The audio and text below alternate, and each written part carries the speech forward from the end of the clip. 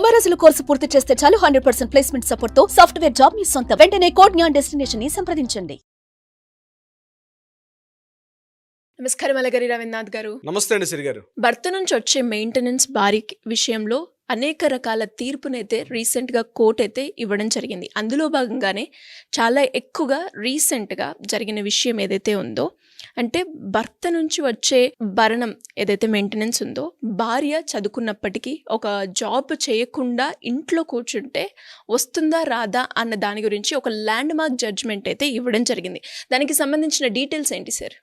ఒరిస్సా ఉన్నటువంటి high court justice Gauri Shankar గారి నేతృత్వంలో ఒక ల్యాండ్ మార్క్ జడ్జిమెంట్ అయితే ఇవ్వడం జరిగింది. ముఖ్యంగా ఈ మెయింటెనెన్స్ సంబంధించి ఈ కేసు యొక్క వివరాలు ఏంటంటే, భార్య నుంచి క్వాలిఫైడ్ పర్సన్, ఏజ్ ఉంది, అదేవిధంగా షీఈ్ వెల్ ఫిట్ ఉందన్నమాట. అంటే ఆవిడ జాబ్ చేయడానికి మానసికంగా శారీరకంగా కూడా చదువుకున్నటువంటి ఒక యోగ్యురాలు ఆవిడ.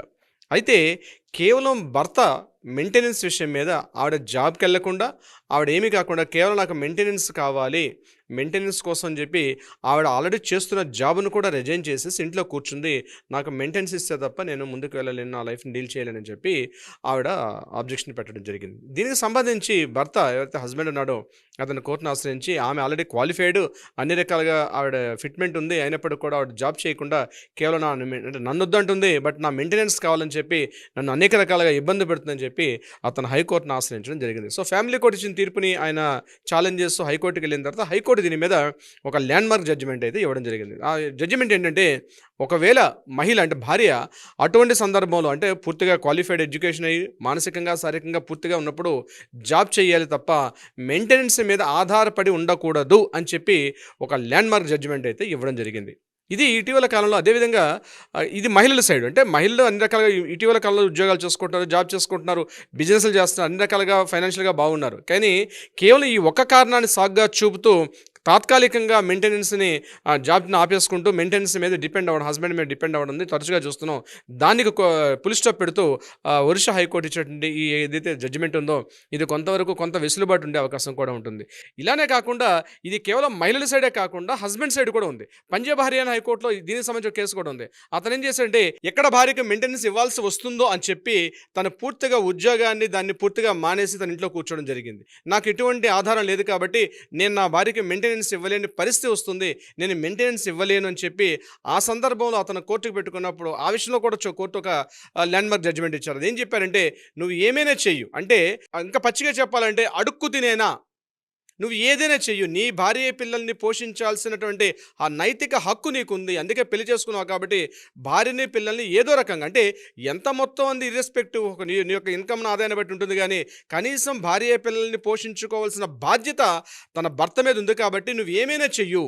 దీన్ని ఇంకా చెప్పాలంటే దొంగతనం చేసైనా సరే భార్యని పోషించుకోమని చెప్పారు. కానీ జడ్జిమెంట్ అలా చెప్పలేదు దొంగతనం అని.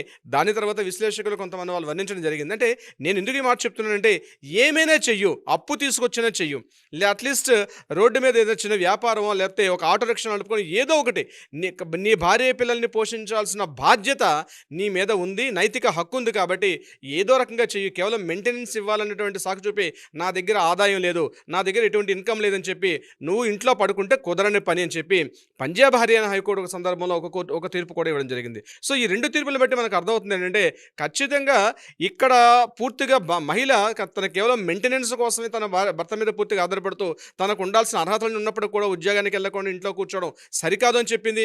అదేవిధంగా భర్త కూడా తనకి ఏదో రకంగా, అంటే తన భార్య పిల్లల్ని పోషించుకోవాల్సిన నైతిక హక్కు ఉంది కాబట్టి తను ఏం చేసైనా మెయింటెనెన్స్ ఇవ్వాల్సిన పరిస్థితి ఉంది.